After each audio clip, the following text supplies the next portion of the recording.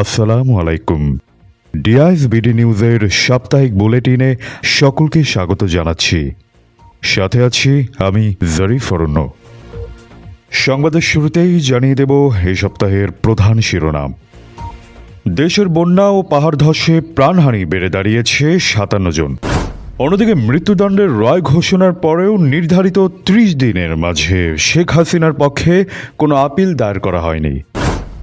আনন্দমুখরভাবে অনুষ্ঠিত হয়ে গেল বাংলাদেশের অন্যতম সমাজ কল্যাণমূলক প্রতিষ্ঠান ডোরস ফর ইনক্লুসিভ সোসাইটির আনন্দঘন বনভোজন। অপরদিকে যুক্তরাষ্ট্র ও ইরান সংঘাত আরও তীব্র আকার ধারণ করেছে। কার্যত ভেঙে পড়েছে ভঙ্গুর যুদ্ধবিরতির চুক্তি। আইএমএফ প্রতিনিধির ঢাকা সফর শুরু হয়েছে। $450 কোটি নতুন ঋণ কর্মসূচি নিয়ে নতুন আলোচনা। খেলার খবরে থাকছে বিশ্বকাপ ফুটবলে ফাইনালে মুখোমুখি হতে যাচ্ছে বর্তমান বিশ্ব চ্যাম্পিয়ন আর্জেন্টিনা ও স্পেন। অন্যদিকে জিম্বাবুয়ে সফরে চরম বিপাকের মাঝে পড়েছে বাংলাদেশ ক্রিকেট দল। শুনছিলেন সংবাদ শিরোনাম, এবার বিস্তারিত। টানা ভারী বৃষ্টি, পাহাড়ি ঢল ও পাহাড় ধসে দেশের দক্ষিণ পূর্ব উত্তর পূর্বাঞ্চলে ৭ জেলা বিপর্যস্ত হয়ে পড়েছে। গত ১১ জুলাই মৃতের সংখ্যা ৪৪ জন থাকলেও ধারাবাহিকভাবে তা বেড়ে ১৩-১৪ জুলাইয়ের মাঝে দাঁড়িয়েছে ৫৪ থেকে ৫৭ জনে। সবচেয়ে বেশি প্রাণহানির ঘটনা ঘটেছে কক্সবাজারে, সেখানে ৩১ জনের মৃত্যু হয়েছে। এছাড়া চট্টগ্রাম, বান্দরবান, রাঙামাটি ও মৌলভীবাজারের প্রাণহানির খবর পাওয়া গেছে। এই দুর্যোগে ক্ষতিগ্রস্ত হয়ে পড়েছে প্রায় ৬ থেকে ১০ লাখ মানুষ। দুর্যোগ মোকাবেলায় সরকারিভাবে ১,০৪২টি আশ্রয়কেন্দ্র খোলা হয়েছে। এদিকে বন্যা ও দুর্যোগপূর্ণ পরিস্থিতির মাঝে এইচএসসি ও সমমানের পরীক্ষা নেওয়ার সিদ্ধান্ত নেওয়ার প্রতিবাদে সারা দেশে প্রতিবাদে ফুঁসে উঠেছে শিক্ষার্থীরা। পরীক্ষার্থীদের ফার্মের মুরগি বলে মন্তব্য করে অবমাননা করার অভিযোগ উঠেছে শিক্ষামন্ত্রী এহসানুল হক মিলনের বিরুদ্ধে, যার পর থেকে আন্দোলন আরও তীব্র হয়। গত ১৪ জুলাই ঢাকার সায়েন্স ল্যাব মোড় ও উত্তরার সড়ক অবরোধ করেন শিক্ষার্থীরা, যার ফলে সৃষ্টি হয় ব্যাপক যানজট। এরপর ১৫ জুলাই সায়েন্স ল্যাব থেকে শিক্ষা মন্ত্রণালয় ও সচিবালয় অভিমুখে লং মার্চ কর্মসূচি পালন করেন আন্দোলনকারীরা। সংসদের সামনেও অবস্থান নেন অনেকে।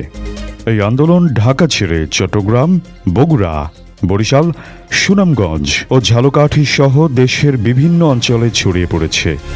চট্টগ্রাম শিক্ষা বোর্ডের সামনে ভুয়া ভুয়া স্লোগানে বিক্ষোভ হয়েছে। ব্যাপক চাপের মুখে নিজের মন্তব্যের জন্য দুঃখ প্রকাশ করেছে শিক্ষামন্ত্রী।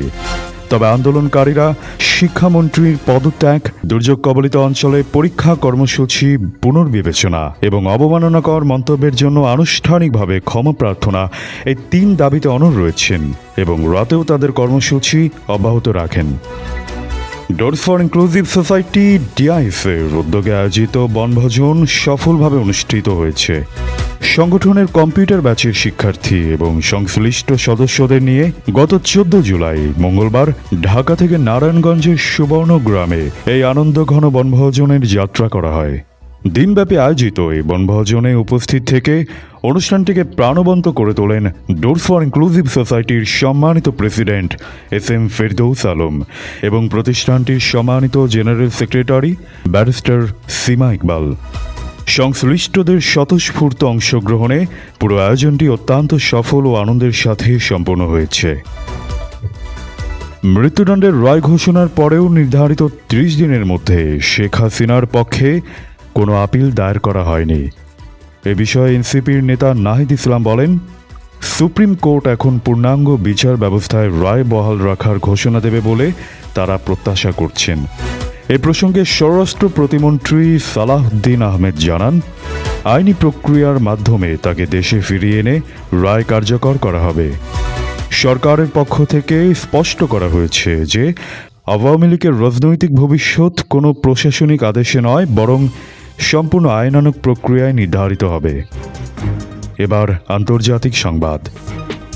যুক্তরাষ্ট্র ও ইরানের মধ্যকার সংঘাত আরও তীব্র হয়ে উঠেছে। মার্কিন প্রেসিডেন্ট ট্রাম্প জানিয়েছেন, তিনি না বলা পর্যন্ত ইরানে হামলা চলতেই থাকবে এবং আগামীতে তাদের বিদ্যুৎ কেন্দ্র ও সেতু লক্ষ্যবস্তু হতে পারে।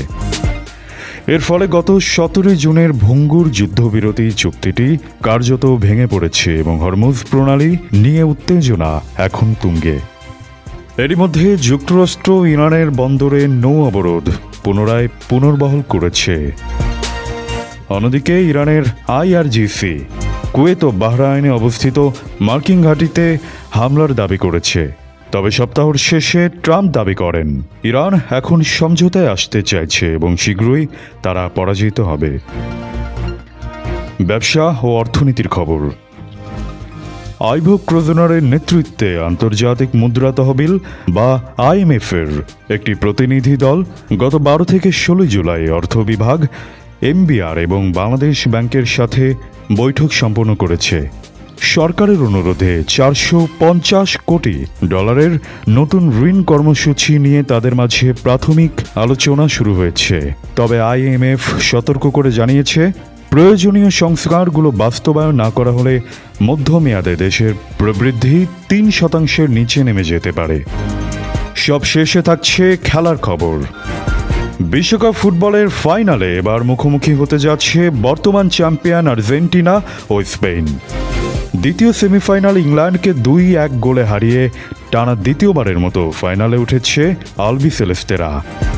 এই টুর্নামেন্টের গোল্ডেন বুটের লড়াইয়ের কিলিয়ান এমবাপ্পেকে টপকে গেছেন লিওনেল মেসি। আগামী 19-20 জুলাই যুক্তরাষ্ট্রে অনুষ্ঠিত হতে যাচ্ছে এই মেগা ফাইনাল এবং একই সপ্তাহে অনুষ্ঠিত হবে তৃতীয় স্থান নির্ধারিত ম্যাচটি। অন্যদিকে জিম্বাবুয়ে সফরে চরম চাপে রয়েছে বাংলাদেশ ক্রিকেট দল। সিরিজের একমাত্র টেস্ট ম্যাচে ইনিংস ও 85 রানের বিশাল ব্যবধানে হেরেছে বাংলাদেশ। এরপর 3 ম্যাচের ওয়ানডে সিরিজের প্রথম দুটিতে হেরে সিরিজ খোয়ালেও তৃতীয় শেষ ম্যাচে সান্ত্বনার জয় পায় টাইগাররা।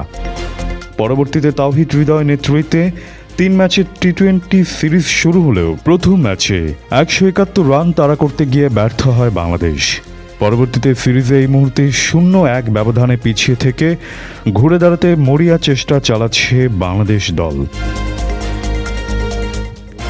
আজকের সাপ্তাহিক বুলেটিন এখানেই শেষ করছি। পরবর্তী বুলেটিন অনুষ্ঠিত হবে আগামী মঙ্গলবার। সে আমন্ত্রণ জানিয়ে এখনকার মতো এখানেই শেষ করছি।